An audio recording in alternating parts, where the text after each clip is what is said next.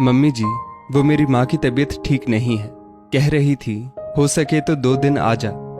Phone रखने के बाद दिव्या ने उदास होते हुए अपनी सास से कहा। सास कुछ कहती उससे पहले ही पास बैठी ननद रीटा चिप्स चबाते हुए बोल पड़ी। भाभी, ये तो आपका आए दिन का हो गया है। कभी मायके में कोई फंक्शन है तो कभी माँ बीमार है। रोज रोज मायके जाने का अच्छा बहाना है। ननद की बात सुनकर दिव्या हैरानी से बोली, दीदी, भला कोई बेटी माँ की बीमारी का झूठा बहाना बनाती है क्या? मैं तो यही चाहती हूँ कि मेरी माँ हमेशा स्वस्थ रहे, लेकिन हमारे चाहने से तो सब कुछ नहीं होता है ना। रहने दो भाभी, मैं सब समझती हूँ। अरे बीमारी तो डॉक्टर ठीक करता है। आप कोई डॉक्टर हैं क्या जो वहां जाकर उनका इलाज करेंगी? आप तो बस बोल देती हैं माँ बीमार है। ना वहां से कोई लेने आता है ना छोड़कर जाता है। सारा आने जाने का खर्चा और वक्त तो मेरे भाई का ही खराब होता है ना। ननद के तीखे तंज सुनकर दिव्या की आंखें छलक आई। भला वो माँ की बीमारी का बहाना क्यों बनाएगी? दिव्या मन ही मन सोच रही थी, ये तो आपकी शादी के बाद ही पता चलेगा कि बेटियां मायके जाने के लिए बहाने बनाती हैं या नहीं। लेकिन ननद के मुंह ना लगते हुए दिव्या अपनी सासू माँ से बोली, मम्मी जी, घर का तो काम हो गया है। मैं अकेले ही ऑटो करके चली जाऊंगी। इन्हें साथ जाने की जरूरत नहीं है और जल्दी आने की कोशिश करूंगी। दिव्या की सास ने उसे जाने के लिए कह दिया और दिव्या फटाफट अपने कमरे में कपड़े बदलने चली गई। दिव्या की सास स्वभाव से बहुत सीधी थी, लेकिन उनकी बेटी रीटा बिल्कुल अपनी दादी पर गई थी। रीटा शुरू से ही अपनी दादी के साथ रही थी, इसलिए उनकी ही छाया बन गई थी। बात बात पर क्लेश करना, अपनी बात को ऊपर रखना और बेवजह की रोक टोक करना, ये सब गुण उसमें आ गए थे। अपने भाई की शादी के 6 महीने बाद ही रीटा की सगाई हो गई थी। लड़के की 3 महीने की ट्रेनिंग बाकी थी, इसलिए शादी का मुहूर्त 3 महीने बाद का निकला था। शादी तय होने के बाद तो रीटा का स्वभाव और ज्यादा चढ़ गया था। उसे यही वहम रहता था कि उसकी शादी के बाद उसके मायके की नैया कैसे पार लगेगी। माँ तो बिल्कुल भोली भाली थी, और कहीं भाई भी भाभी के हाथ की कठपुतली बन गया तो उसका राज कैसे चलेगा। भाभी के घर से निकलते ही रीटा अपनी माँ से बोली, माँ, तुम बहुत भोली हो जो भाभी की बातों में आ जाती हो। अरे कोई सास ऐसे बहू को छूट नहीं देती। मैं तो चली जाऊंगी, बाद में तुम्हारे सिर पर ही नाचेगी। आपसे तो कुछ होने से रहा, मुझे ही इसकी लगाम कस के रखनी पड़ेगी। लेकिन दिव्या भी पढ़ी लिखी समझदार लड़की थी। घर में कलह करना या बेवजह बहस करने की बजाय वो जो सही होता था वही करती थी। ननद के स्वभाव से वो परिचित हो गई थी।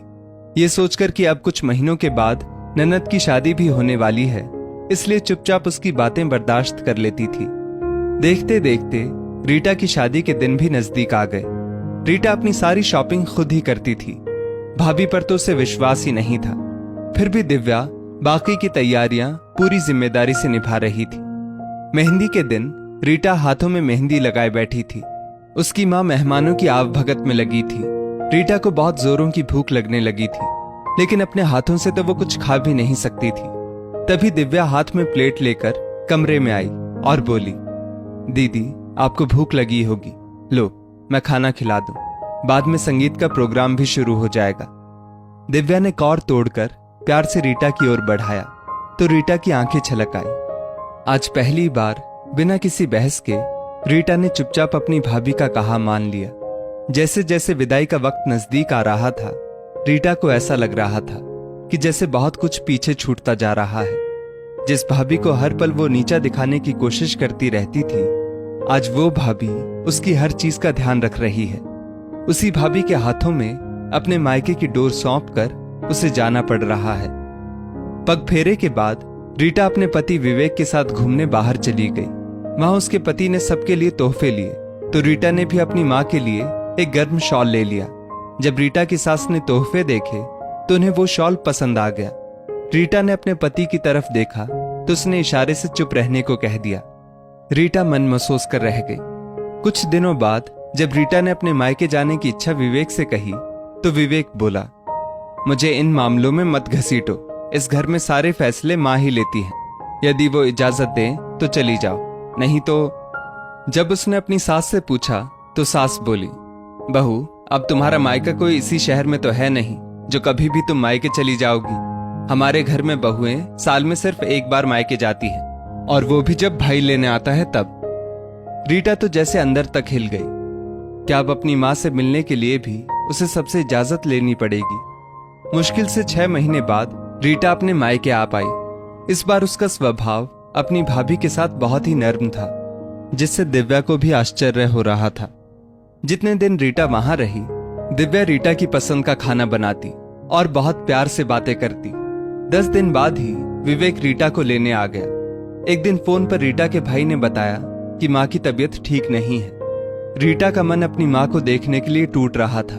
उसने अपनी सास से मायके जाने की इजाजत मांगी तो सास ने साफ शब्दों में कह दिया, बहू, मैं सब समझती हूँ, ये सब तो काम से छुटकारा पाकर मायके जाने के बहाने हैं। अरे वहां तुम्हारे भाई भाभी है ना देखभाल के लिए, तुम कोई डॉक्टर हो जो अपनी माँ का इलाज करोगी।